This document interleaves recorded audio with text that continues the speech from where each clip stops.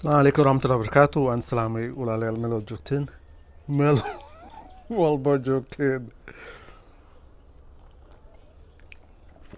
kusoo dhawaada shaah koleyto titlekan meesha kusoo qori doono ya dad baa la yaabi doona idinka waxaa laga yaabaa cunto cunaayo markaad titleka aragtiin ya misdhihi doontiin waryaa cuntadaan oo cunaa aan fiirsano ninkii wuxuu ka hadlaa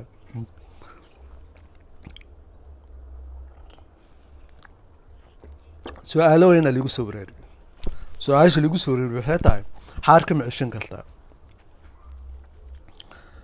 haddii walaalo waa iga daacad khada sidaan kugu jawaabaya haddii adiga aad xaarka ceshan karin aniga dhakhtar mihii dhakhtar aad waxaa laga yaaba inay xoogahow wax si kaa yihiin xagga caloosha markaa dhakhtar aadaan ku dhihi lahaa aniga waxa iga halaysan malaa oraxa xuma ay haysa inaan leersadana waa rabaa walaalayaal waa iga raali noqda dadkii whatsappka iga hayay lambarkayga whatsappka oo dhan waa delete gareeyay masajyada waxay noqdeen overwhelming jawaabtiina koleyto wixii xumay wixii fiican oo dhan waan isku wada daray masajyadii xoogo I was overwhelmed markaan arkay siday u badan yihiin iyo jawaabta nin walbaan u jawaabi lahaa iyo qanciga si aan igu qancin karo ma garanaynin alaa kulli xaal iga raali noqda qofka kalixoon wallaahi aan aad iyo aad ugu xiisa waxaa waye hooyadii labaad waxaan rajeynaa hooy inaad weli jeceshahay nacid aad baan kugu xiisay codkaaga iyo maalin walba la hadalkaaga ayaan u xiisay aad iyo aad haddii aan taa ka gudbo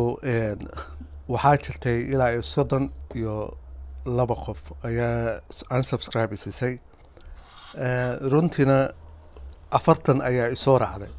32 iga go'day 40 baa igu soo beertay marka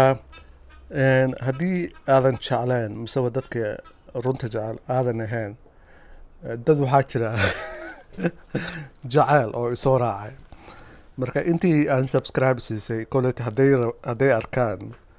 clipkan aad iyo aad aad mahadsantiin inta waqtiga siiseen ood ila socoteen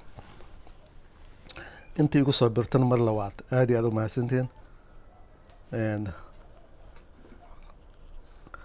hadda waxaan ku jiraa aroos labaadaan ku jiraa marka xoogo waqtiga igu beer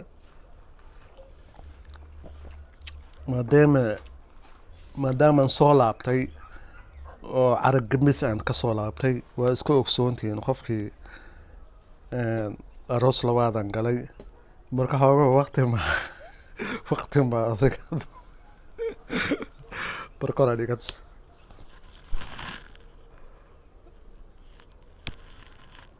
inaad aragteen aan u maleynayaa beertuu ka shaqeynaya wuu isaa fiirinaya mar walba wuxuu leeyahay maxaad ku hadlaysaa ya xabsi kale inaan geli doono u maleynaya laakiinse waana islaamaya kuleyto intaasu maarweynaan soo dhaw walaalayaal ha waan islaam ilaa waqti dambe